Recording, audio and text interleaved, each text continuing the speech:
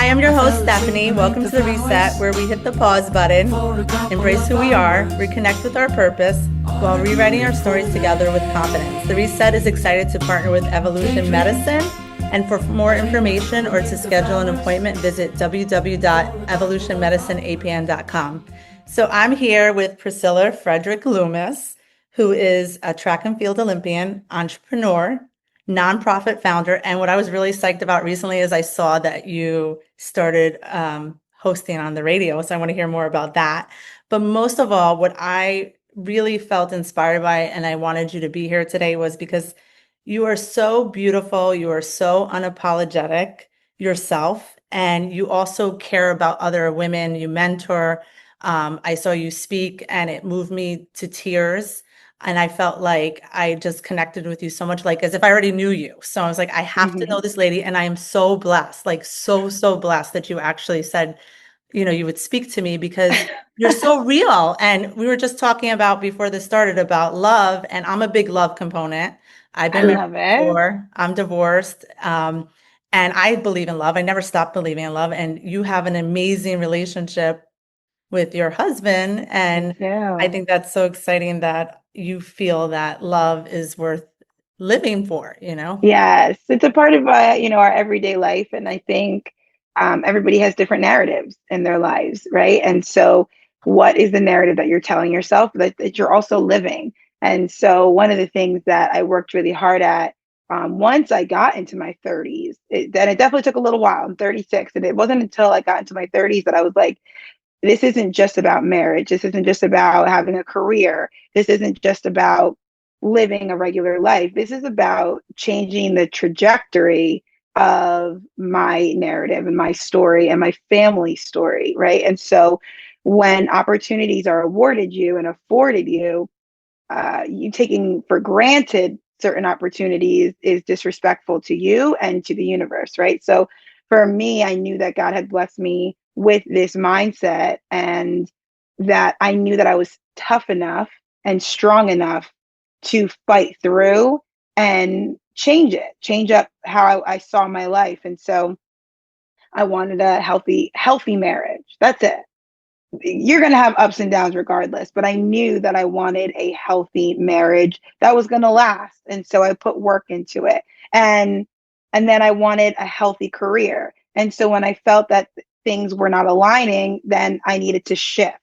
My husband and I agreed that we weren't going to have kids, but then, shit happens and we now are going to have kids, right? And so we're going to adopt. So it's one of those things where as long as you have love at your core, at your center, and you truly can believe that your life is this beautiful gift, your mindset changes. And you're just like, you know what? It's a joy to be where I am on this journey, exactly where I am. And you have two choices. You can either be pissed about life and complain, or take it, run with it, and grow. So I chose the latter, and it's been working for me, I will say. That's so amazing because I love that because for me, I've kind of been going, living my life trying to get better. And, I had a big reset later on in life. I mean, I feel like I've always been trying to grow, but I never asked the why, where that came from, Mm-hmm. I was thinking about this a lot. And you mentioned, God blessed you with, these things and you're not going to take it for granted. So do you think your faith, your spirituality, or, is what drove you? Like, how did you know, like when you say that the universe is a gift? Because I feel like it's almost innate. There's certain things that you can teach. I've learned a lot about this. My first degree is in communication, and they talk about, can you teach empathy? Can you not? Is there like a mix of a little bit that is born in you, like I was born Mm-hmm. this way, or like how do you channel that? Because there's some people who say that's great, like that's great that you can do that.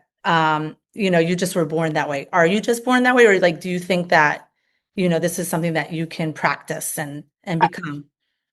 I for sure was not born this way. I know that for a fact. I know that I was extremely selfish growing up.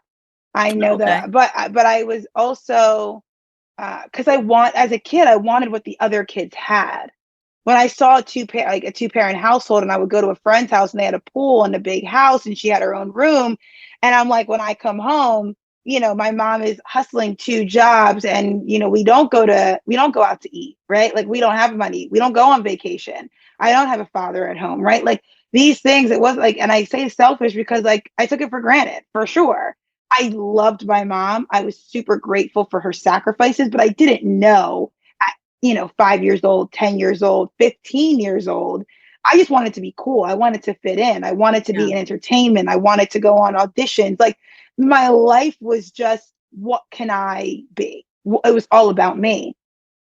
And then once I started experiencing the track world and the entertainment world, and going on auditions and traveling and working with my team at St. John's University, like, and then graduating and seeing the world in a different view and seeing how other people reacted, and then even in track being defeated and getting, and always being told I wasn't enough. Like, there are so many stages that happen in life. Like, I was engaged before, and I don't think people know that because it's such a part of my life that I'm like, wait, I was like, that's so crazy. Like, I was Like a engaged. blur. Like, my whole life was going to be something different. And so for me, it's learned behavior, and it's about results. So I was like, okay, I'm complaining, I'm upset, and I'm in this little bubble of like everybody else, Right. right? We could sit at the bar and complain for hours. Or I could just be the light, right? Like, I took complete control of my thoughts and of my actions.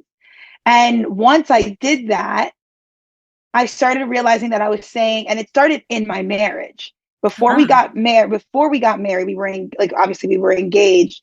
And before that, we were dating. So I realized in that, in this relationship, I couldn't be who I was and bring it to this marriage. I knew that. wow, I that's could insightful. not bring it to this. It wasn't going to work. And it was this moment where I'm a Hispanic and I'm Black. I'm a lunatic built into my DNA. Like, that's just who we are. We are passionate, we are loud, and we had an argument. And I could see my then boyfriend, now husband, his face just went blank. And Hmm. I was like, wait a second, what's going on? Like, I need you to fight back. And he was like, I don't communicate this way. Wow. And I was like, and I guess in that moment, I was like, I love this person. I want more with this person. If this person is going to understand me, I need to change. And that was the switch. So I realized at 30, this can no longer. And then I looked at my family lineage. Hmm. They always were like, no, I'm right. I got it. This is what we're gonna do. I'm stubborn. And I'm like, did it work for them? No. So something has to change. And the only thing that you can control is what you can control. So That's the only thing I could control was me. So I changed my entire mindset. I changed how I looked at life. I changed how I woke up every day. I changed how I reacted to things. Like, it is learned behavior. But the biggest thing that's always been with me throughout my life is my faith. I was raised Roman Catholic my entire life. I'm a Black Catholic, so I'm basically a unicorn. And it's one of those things that in those moments, it is important. Like, religion is very important to me. I'm never going to be that person that's like, you need to go to church and you're going to hell. And that's not my narrative. God taught everyone to love, treat others as you want to be treated. And that's what I go about life. That is my essence. That's my core. And at 30, I realized I wanted people to see God's love through me. I Ah. needed to be an example. So I need people to see God's humility through me. So Like, you're I a serve. can't, You're a serve. You like to serve. yes, I am 100% here for other people because I'm strong enough and I have the mentality of control what you can control and be the example that you want the world to be. And that is how it's happened. But again, it's with transition, it's with losses, with failure, it's with all of these things that you learn it. But now I feel like I'm in the best stage of my life because I am living authentically. I do give off this really beautiful light. And that's not a humble brag. That is literally the core of who I am. I am sunshine. I am God's love. I am bliss. I truly am. So that's why I feel like I'm in this stage because ugliness, hatred, bitterness, it wants no parts of me because Yeah. it can't fight me. So it's a combination, I I will love that say. because you're talking about the I am and you're saying I am this. And Yes. that's why I started doing all this is because I felt like very early on in my life, I made a covenant to God. I grew up with a dad who was chronically ill and I had to be there when nobody else was. And I was like, I can't watch people be vulnerable and not taken care of. And I really didn't have anyone to take care of me. So I made it my mission to take care of other people. And it sounds like, you go outside of yourself to help people, almost like Hmm. relieve some of this pressure, but by saying you are something and reminding yourself of that over and over again really seems like it's so great. So with that said, did you always know you were going to be an Olympian? Like, so you said the track and field, like when you were auditioning, and was that when you were younger too? You were in the middle of Hmm. both at the same time? Like, how'd you get on this path? Like, because, it's my daughter, does gymnastics, I told you earlier. Oh, And yeah. people say to her all the time, oh, you should think about the Olympics. And that's so much pressure for her. And she's like, leave me alone. Like, she's like, no way. Yeah. And she wins medals and she's really, really good. And she has a talent, like just it's inside of her. Like she Yeah. flips and flips and flips. And I have never once asked her to do anything that she doesn't want to do. In fact, sometimes I'm like, oh God, I have 3 kids. So like I have to do more of this, so I'm not even that type of mom, but like, to her, it's like, no way. Like if someone even brought it up, like the idea, but I don't think it's something that you could just say, oh, I want to be one. And I think it takes so much discipline. It's funny how it's like, this is all optional now. So like, how do you get Yeah. there? So one of the things that I will say is no. And that's why I feel like when I do speak and when I do podcasts and stuff, I think I'm very genuine and open and honest. And no, the Olympics was not always the plan, but the plan was to be an entertainment. I wanted to be Selena. I wanted to be Beyonce. I loved being on stage. I loved performing. I loved making people feel amazing about themselves, right? And so that was the path. I'd been running track since I was 6 years old because my mom was a single mother. So track was the cheapest sport that we could do that she knew that I would get my energy out. I was fine. She could make the meets and stuff like that. So, and it wasn't like all day, every day. It was just Saturdays, right? So it worked with her schedule. And so that's kind of how it happened. And this relationship with track and field just grew naturally as my talent did. And I think what happens is other people put pressure, outside pressures is what really kind of shapes your mindset when you're younger. And so growing up, we didn't speak about the Olympics. When I was going to Penn relays at University of Penn, we weren't talking about the Olympics. It was just like, let's run, let's go out there, have a good time, in eighth grade. And then in high school, I got the superlative of most likely to be America's next top model. I nothing to do with sports, right? It was something that came natural, and I enjoyed doing it, right? Like it was just a sport that I got to see friends and stuff. So then moving into college, that's when the narrative was like, oh, you're going to go to, the Olympics. And I know there's an article out there of me saying it when I was younger, but like, again, that's other people. Seeing people on TV do the Olympics, I was like, there's no friggin' way. Like, no friggin' way. I don't work that hard. I don't train that hard. Like, there's just no way. And then in college, somebody was just like, you're good enough to get to the Olympics. And I was just like, yeah, okay. Because again, you don't see that, right? But I love pressure. And that's something that Mm. I never took other people's opinions as fact. I was just like, oh, they see something in me And being an Olympian is like this elite, one of a kind, unique gift. Okay, I can try that, right? So that's kind of how it came about. And it wasn't, again, I was done after college. I was like, I'm going to take this year off. I'm going to get a job. Realized that I hated having a job, and I had more talent after the 2012 Olympic trials. So I was like, let me just give this all I have, because what's the worst that could happen? I stay in shape. I'm summer ready at all times. That's You know, nice. like, you know what I That's mean? Like, let me good. give it my all. But like, no, I think what happens in this day and age is a lot of outside factors put a lot of pressure on kids. And when they aren't built with that much resilience, it seems like it's overwhelming, and it seems like it's a burden.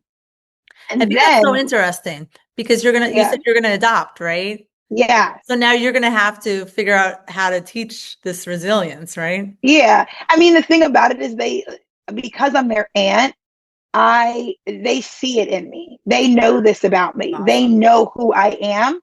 They think I'm famous, right? You Like they are go to famous. school and they're like, "Auntie, are you famous?" I'm like, "No, sweetheart, I'm not famous." But to them, they're like, "She was on TV. She's traveling the world. She's on the radio. Like she's famous."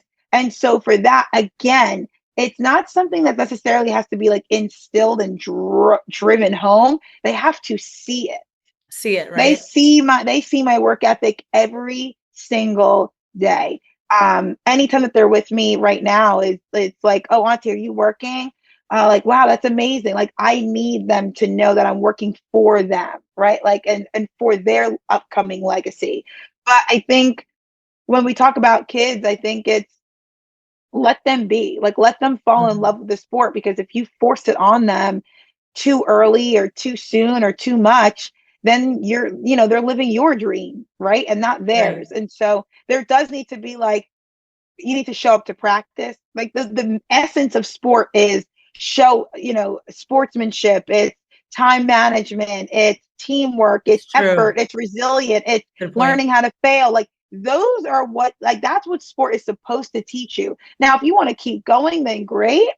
But you have to understand that you have to accept those failures. Like there's a lot of lessons that go into sports. So me making the Olympics um was my own personal journey.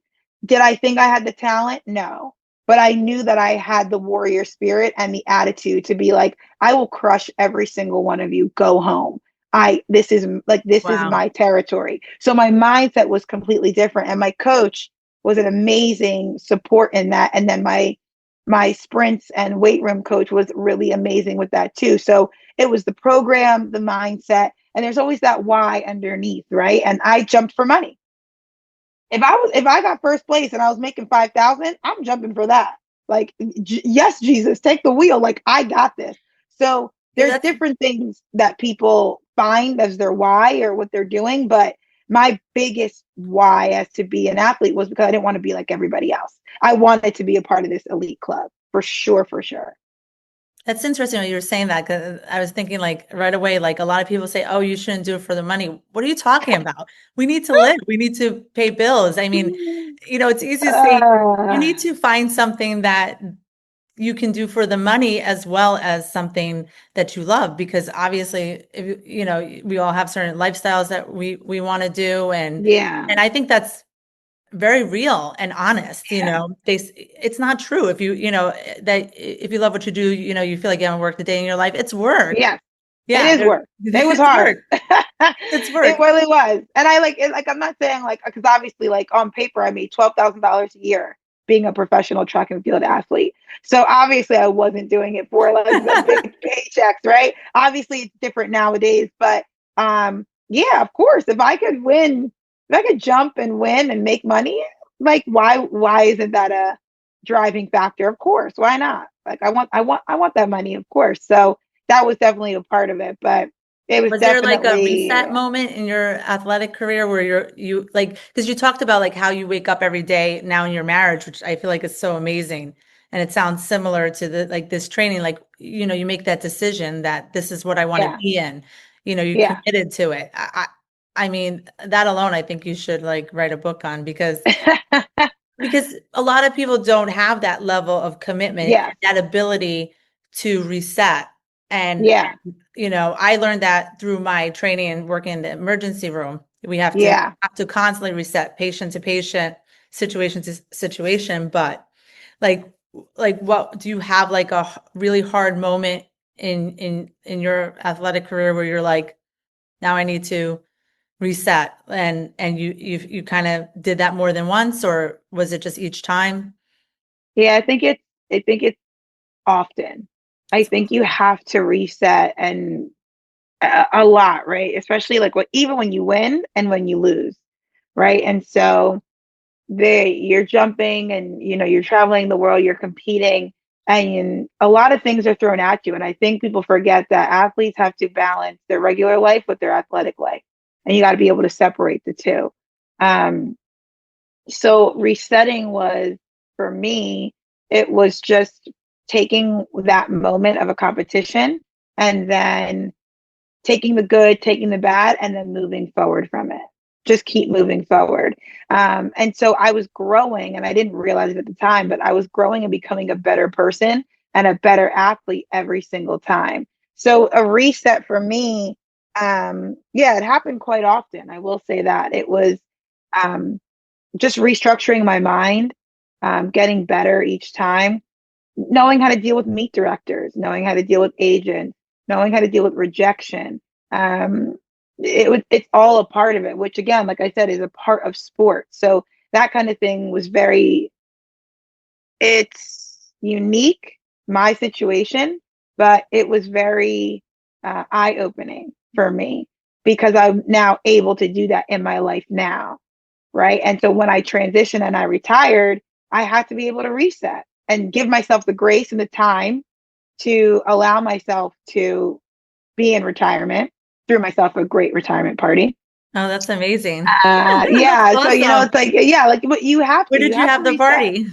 So I had it here in Wildwood, New Jersey, Oh, that's fun. overlooking the bay at a beach bar. And then we coupled it with our 2-year anniversary. Oh, Yeah, so it was a good time. It was just a good party. I'm all about celebrating occasions. oh, So I love that. I love that. any reason for anybody to get together, other than weddings and funerals, I'm all about. Like I'm like, let's get together. It's Flag Day. Everybody wear a flag that you feel confident wearing. Like I'm all about it. But yeah, but it takes a lot of like self-examination and saying I'm sorry and saying I'm going to do the work. And it does, it's a daily habit.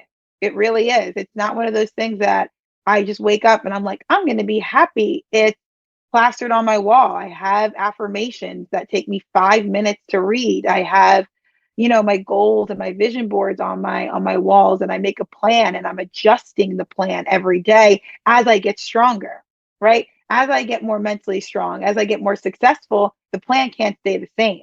So I have to reset and do it again and give myself that time. So even right now, like in the transition of, being an Olympic athlete to being where, like in my career dream job of having my own show, took 5 years, right? Like it took time and giving myself that grace to be like, that wasn't for me. Let's reset. Let's mind shift a little bit. And what did you learn? And what do you want to take with you? And what did you learn that you want to make sure you never are like? How do Right. you And then you navigate move that? Because on. like I feel like people throw a lot of opportunities at you, you know. Like I'm finding it now myself, where people will offer me to do things or tell you that, this is the time Yes. and this is the best opportunity for you. And if you don't do this now, and you start your, like, for instance, like this podcast off this way, and, you're setting yourself up for failure. And then, people have really good pitches. People are constantly pitching. I'm so Yeah. impressed because I'm not a salesperson. I'm a love Yeah. service person. And I'm just like genuinely so happy to, Yeah. have the opportunity, like you said, to be a part of this universe. And, I have, so many, things throwing at me. Like, how do you navigate? Like, I know you just announced that you're doing this radio show. So how did that Yeah. become your home? Like, this is so super exciting. I'm like, country, I love it. I love it. And It's I'm not like, crazy. I'm just starting to get into country. My son actually listens to a few country songs, which is kind of Woohoo. funny. But I love it. Um, you know what? I will say that when you're younger, you do accept a lot. But as I got older, I realized that there's only certain things that feed my soul. And there's only certain things that make me happy and align with where I want to be. And so, like you, I get offered the most jobs in sales. I've probably been offered at least 6 times to do real estate, at least 6 times. Paragraph, please, like you'd be great for. No, not what I want, right? I took a job in sales, not realizing it, and it was in liquor sales. And they were like, you would be so phenomenal. And it was somebody that was doing 10 times, a million times better than I was at the time. And I was going to be making more money. So I was like, yeah, let me do it. It was not for me. It did not set my soul on fire. I would bring home work problems. I would be upset. I felt overwhelmed. I was like, this is not, I'm driving my dream Land Rover, but I'm miserable. So that's kind of what put it in perspective for me, is that I wanted to feel like I was myself. I could do what I wanted to do to make people happy. And that was entertainment. It always has been, right? And so, even, and again, like when I started my speaking business, I asked people for advice, and I opened the floodgates of, please give me feedback. And it was, you're not good enough. You're not the person, you're not the talent that they're looking for. Your prices aren't high enough. Your story isn't that impact. Like, it's just all kinds of things. You should do this, you need this amount of money. And I'll never forget it. It was a friend of mine, Jesse, and I was like, oh, I have this business plan. I need an investor. And he goes, Priscilla, you can do this right now. Start right now, start speaking, start saving money, and it'll grow. And I was like, you know what? He cares about me. He cares about my business.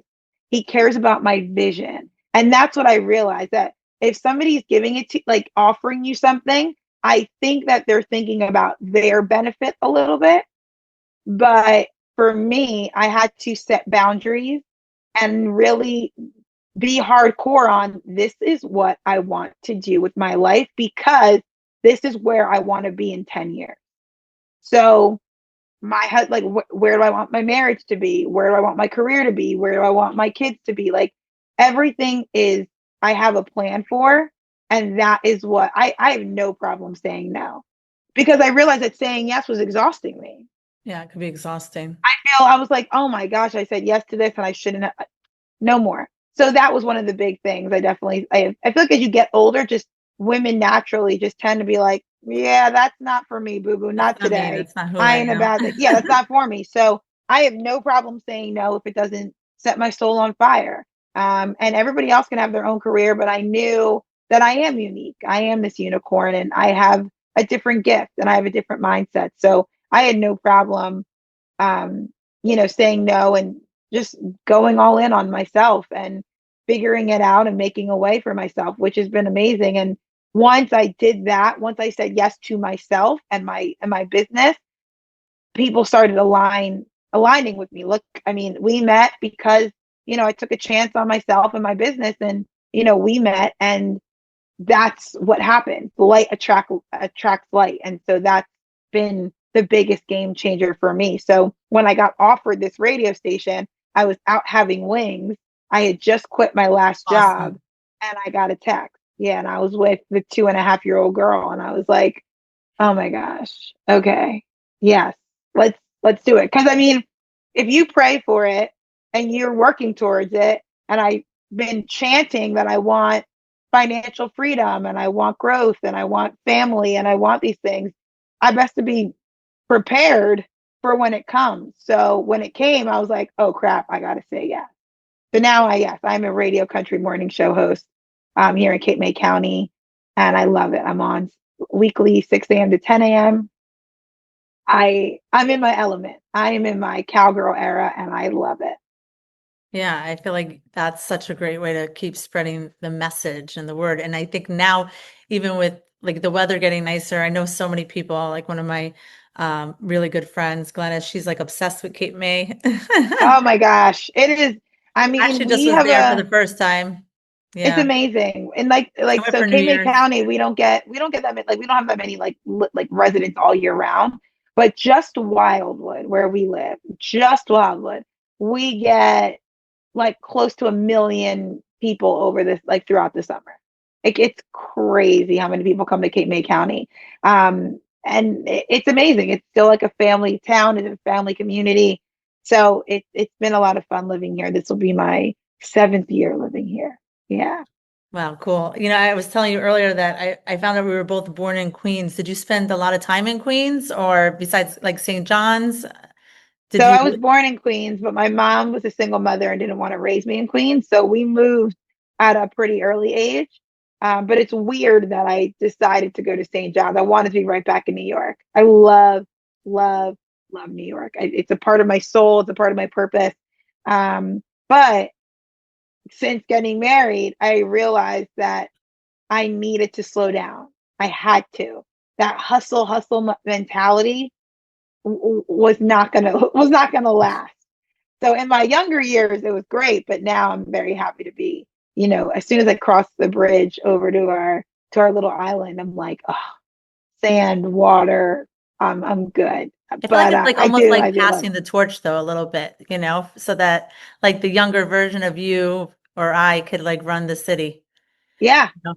Because I think a you have hundred to. I think percent. there's a cycle to life and I think there's a time for everything. And I saw you do a lot of mentorship and that's, Yeah, and it's like looking back at yourself and looking forward and sometimes even that's part of the whole moving process is you're off those streets so somebody else could kind of yeah. and do and And that's the beauty about New York. It's like it's literally what Alicia Keys had said was concrete jungle where dreams are made of. And it's one of those things where it can really make you. It really can shape your mindset and give you that inner hustle. And that's what it gave to me.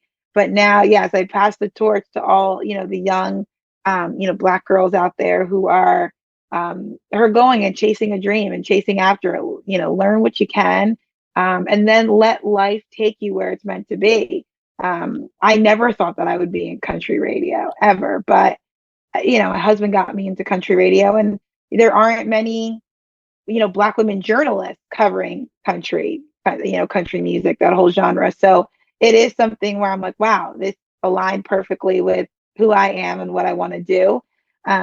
So I mean, it's been amazing. I miss New York. I go back every so often, and I love it. But I definitely am going to leave that part of my life there. I mean, I spent 5 years there in college. I had my fun. And now I'm very happy to be, this 36-year-old who is finding herself and, setting setting my soul on fire with different shows and children and family and hubbies, and so it's all meant for a better purpose. So I'm very, very happy with how everything has come about. that's amazing. I also saw that you have a nonprofit. Yes, Tell because me I'm about not busy that. enough. No, no. No, but it's so important because I think, part of what makes you so special is that you give back so much of yourself. Yeah, yeah, yeah. This has been a dream of mine, for as long as I can remember, honestly. I saw my mom struggle a lot and still make a way and fight every single day and sacrifice and do all the things for my sister and I. And so I had always said I wanted to start a nonprofit in her honor and make sure that she knew how much what Aw, she did meant to me. So I started the Priscilla Frederick Foundation 4 years ago, 4 or 5 years ago. wow. And we support single parent households. We award educational scholarships to students coming from single parent households. We host women empowerment workshops across the country, and we do random acts of kindness. So I just wanted to be the helping hand for the people who need it. That's pretty much it. It's, hey, I need a light bill. I need my light bill so that it doesn't, my lights don't get Yeah. turned off. Yeah, sure, of course. And like I've supported, a mother who had twin boys and her car broke down. That's an unexpected expense where she's like, now I got to rebudget. Can we afford the groceries this week? I don't want to have to, I don't want you have to do that. So let me help you out with that. So it has been an amazing, amazing journey and experience. I'm the president and founder. My husband is the vice president. I have a great board of teachers and firefighters and of people in the community that just want to give back as well. So we host different events. We host pickleball tournaments. We do dine and donate, bar crawls, like anything to get the people involved. But all of it is just about supporting and, those parents who need it, who need to feel seen and supported, but also the students. Because I know that my mom had a little bit of help along the way with my sister and I, and so that's exactly what I want to do. And it's something. It's amazing. I will say it's a lot of work, but it is one of the greatest feelings. We just selected another scholarship winner today, and I can't do it. I'm awful at it. Like I cry every time. I'm like, oh my God. And they're like, just give me the ring. I'm like thinking of ways of how to I'm like, how can I raise $8,000 so that everybody can win? I'm like, this is not good. Like, So I do be have like a big Oprah, heart. you get a scholarship, you get a That scholarship. is that is the goal. Yeah. So I'm hoping like the end, like my 10-year goal, of course, is to be. And every time I do speak, with the Priscilla Loomis LLC is the motivational speaking business. So every time I speak, 10% of what I make goes to the nonprofit. Oh, that's So amazing. it's one of the reasons why I think I've been so successful speaking is because they know that there's like a give back element.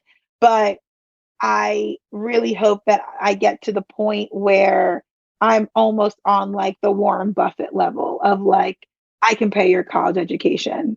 Like I can go to a graduation and be like, guys, don't worry about it. Wow, that's amazing. You all are getting, that your college tuition is wiped, or, going to somebody and being like, here's your home, don't worry about it. Here's the support, like your mortgage is taken care of. Like those are the kinds of things that are life changers that I know that people just need, and I think people work so hard, especially in this day and age. You can't just have one job. You can't just No. have the one thing. You've got to have the one thing plus the two side hustles. And then you got to volunteer, right? Like it's always something. So I definitely I want to give back. I want to be the best that I possibly can. So that is one of the reasons why money has always been a part of my dialogue, because money makes the world go round. And if I attract money, then I'm able to give it away and I'm able to help and support people on different journeys of their life. Yeah. I mean, I was just thinking about what you're saying with all the things that people are required to do now. It's hard to stay Yes. present and be present in the Yes. moment. Like I was a little dismayed like the other day when I was at work and I was walking down the hallways and I ran into, a few physicians and nobody had time to talk, even Yeah. just like a little chit chat. And I feel like there's so much No. value to just having just a normal conversation, but Yeah. everybody's speeding by. I'm one of those people who speed by, but when someone engages me, I still like slow down and I don't feel like anyone wastes my time. I think any time that I'm still here is important. And Yeah. how do you stay present when you're like with your friends or your family or in a relationship when you have so many responsibilities and so many things going on? Like what like is there any philosophy you have that you allow yourself? Because even people I notice who say, okay, I'm going to give myself 10 minutes. I feel like it feels awkward, like someone has a watch up and they're looking at it. Yeah. You're like, you're not I giving me, I don't want time. Like, Yeah. how do you stay present and enjoy all of the success and all of the beautiful things when you have so many things you're still working towards? Because you know what? With different people have passed away in my life. And it's one of those things, and I take a lot from like movies and like I was a television and film major. And so I take a lot from like movies and stuff. And the one thing that like is reoccurring is just like everyone thinks that they have so much time. They Hmm. think that there's so much time. And for a long time I did take it for granted and I wasn't present. And then it was spending time with my nieces and nephews. I was like, I cannot be on my phone. I can't put a stopwatch on this. I can't. I'm going to be with them. I'm going to be present and I'm going to show up.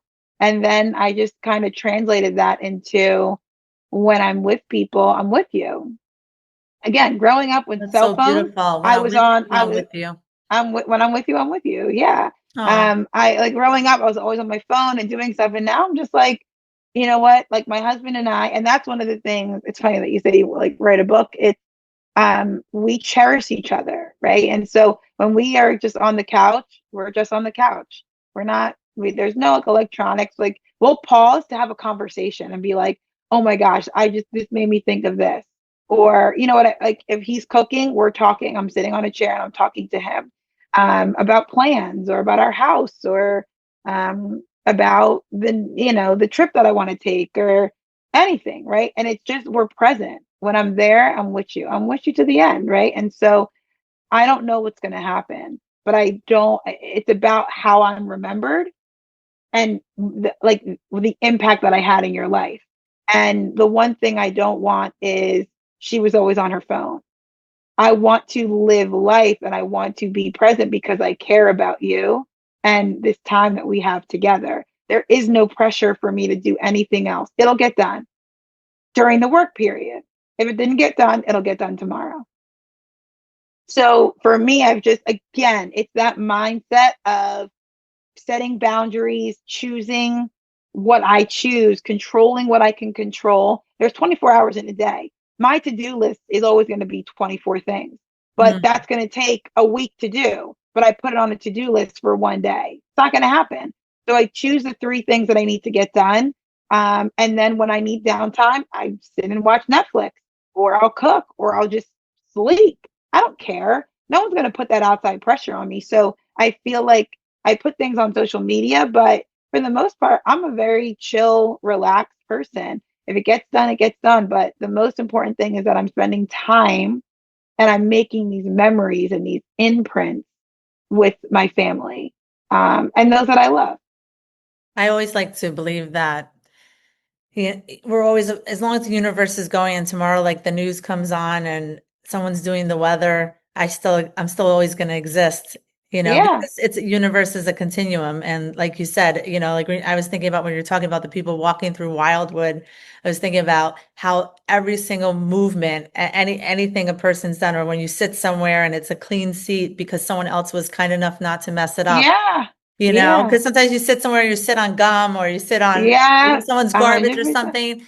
But there's a million other times that I think sometimes the biggest thing you could do is not disturb other people's peace. Yeah. And that's a big thing. That's like a big motto of mine for the last year. It's just peace of mind. I Yes. just want peace. That's a beautiful luxury that a lot of people don't have. And so with me putting up boundaries, me saying no, that's a part of my peace. How do you And make no time for your one, beautiful physical shape? Like you have amazing, you're an athlete and you have amazing arms. I'm just looking at right here. I mean, I'm oh a my big component of God. do it even for like 10 minutes or whatever. But do you have now still like a set routine to stay in shape? And how important is that for women to continue that? So again, with very being authentic and very real, I have not worked out in 5 years. What? Wait, I'm gonna have to fall off of my chair. Are you kidding me? No way. I have not done a thing. Are you But serious? you can ask my husband because he still gets upset. He's like, how do you still have a six pack and you eat Chinese food and you don't do any? I was like, yeah, I just don't. I think it's also for like the residual of training since I was 6 years old and being at like such a high level. It's genetics. This is kind of like my family's build on my dad's side. But I do think it's really important. Like I'll like in the summer I'll surf every now and again. Um, I still have a cleaning company where I am the lead cleaner. So I'm taking those 10,000 steps and mopping and maybe that's what's keeping my arms The together. moppy. We're gonna be It's seeing you all in the the mopping. infomercial I with the know, like the ab mopper. that's gonna be me. But yeah, I mean, I That's I it. I mean, want your mop. like I'm telling you, like that's what we got to do. Like I'm swiffering around, I'm mopping the O-Cedar mop. We all know that O-Cedar mop, but yeah, I mean, I definitely That's funny. My mental health is what is the most important. I do not let outside distractions penetrate who I am. And that is also a part of my life, 100%. So, whatever you need to do to keep yourself at peace and mentally and physically fit, then do it. You have to, because there's so many opportunities to get distracted, and there's so many opportunities for you not to put yourself first, that I think it's kind of disrespectful if you don't put yourself first. So as much as I'm not working out in the gym or anything, I'm again cleaning. I, do, as much walking up and down the boardwalk or the seawall here. And I feel really bad. I wish I could say I make healthy It's okay. choices, No, it's, you but know what, maybe, that's, you know what it is. Like, it's funny because when people like are like, "Oh, well, what do you eat?" and they're like, "Oh, well, you eat Chinese food, or you eat this." I'm like, "Yeah, I have Chinese food like maybe like 2 or 3 times a month." Like, and then like when I cook at home, I don't cook with salt. I try to drink, lemon water, and I don't drink soda. I drink coffee in the morning. Like, there's just, and I don't have sweets in my cabinets. We don't buy that. Like, in okay. my cabinets right now is like trail mix, pasta, tuna. Like, there's nothing like, when in those moments where people kind of are like eating unhealthy, I don't. Right. And like when we go out to eat, it's like a steak. Like, it's again, like it's just making those healthier conscious choices that make me feel good. um and so, but I think rest is a part of that as well, especially for women in this day and age. Yeah. Every woman that I know has a full-time job and a side hustle, and Yes. a mother, and they're a mother. So I just feel like sometimes it's okay to just be like, I just want to sit on my couch. I just want to chill. I just want to relax. And nothing on social media is going to make me feel bad for doing that. That's so great. So as we come to the close, tell us more about where we could find you and, um, All the about things. this radio show time and station Yes. Well, again. I definitely want to thank you, Stephanie, for having me. I love having conversations about this. And I think one of the things for me is I always feel bad because I think people want me to have like these huge life mottos and all this stuff. And I'm just like, look, it is my mindset. I choose to do this every day because what's the alternative?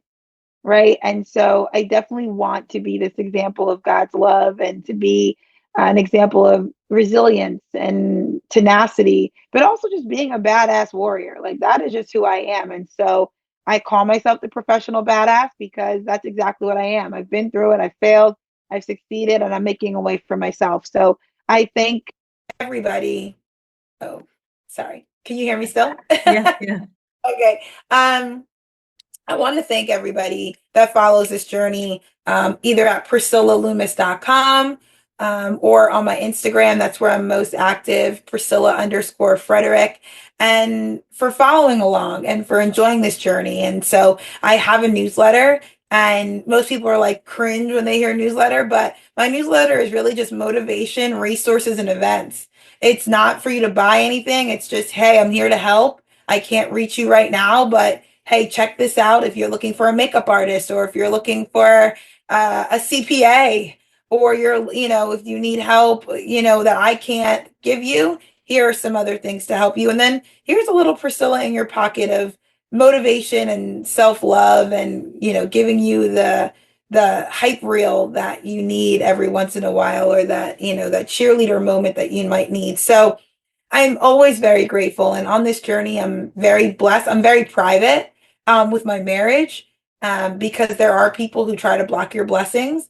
And so I know that as well. So Yeah. that is why I'll never write a book about my marriage, because it works for us, right? It works for us. I put in the work, but and there are some things that may not work for other people, but I know that what's important to me is showing up for other people, being authentic, and continuously being resilient in this day and age. And I know that once I stay aligned with that, great things happen. But I'm very grateful for all of the support. Thank you for sharing your platform.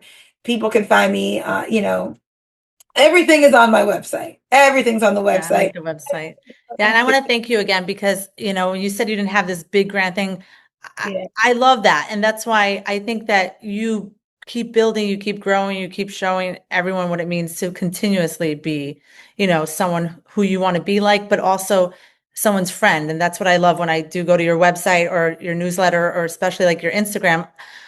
I just see the happiness, the big smile coming through, and I'm like, yeah, and I'm like, I gotta be a badass too today because of Priscilla, Oh, thank and you. you Thank really, really have that way about you in person, authentic, just such a good human being, and I thank you so much, and for every woman for saying that it isn't this grand master scheme. It's about choosing every day to work hard you. to be that person. So thank you again for being on my No, podcast. thank you so much for sharing your platform with me. I'm so grateful. Congratulations on the podcast. Thank If you need you. anything in true Priscilla fashion, I'm here for you. I'm here to support. Let me know. But to all of the podcast listeners, Stephanie's great. Thank you for joining us tonight, and I look forward to connecting with you in the future. Yeah, have a great night.